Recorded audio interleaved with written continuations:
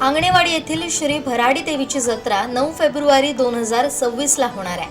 बुधवारी सकाळी देवीचा हुकूम घेऊन ही तारीख निश्चित करण्यात आली। आंगणेवाडीत येणारे लाखो भाविक देवीच्या दर्शनाची आस घेऊन येतात। वस्त्रालंकारांनी सजवलेली देवी याची देही याची डोळा पाहून जीवनाचं सार्थक झाल्याचा अनुभव भाविकांना या ठिकाणी येतो।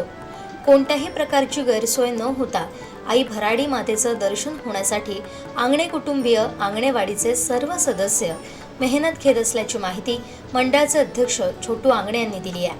अनेक व्यापारी व्यावसायिक यांना रोजगार उपलब्ध करून देणाऱ्या या यात्रोत्सवामध्ये मोठ्या प्रमाणात मुंबईकर चाकरमानी उपस्थिती दर्शवतात। आता आंगणेवाडीच्या जत्रेची तारीख निश्चित झाल्यानंतर रेल्वे तसेच खासगी वाहनांच्या बुकिंगसाठी चढाओढ लागणार आहे। राजकीय क्षेत्रातील सर्व पक्षीय नेते जत्रेला उपस्थिती दर्शवत असल्यानं ग्रामस्थ मंडळाबरोबरच शासनाची सुद्धा या यात्रेच्या नियोजनासाठी एक प्रकारची कसोटीच लागते।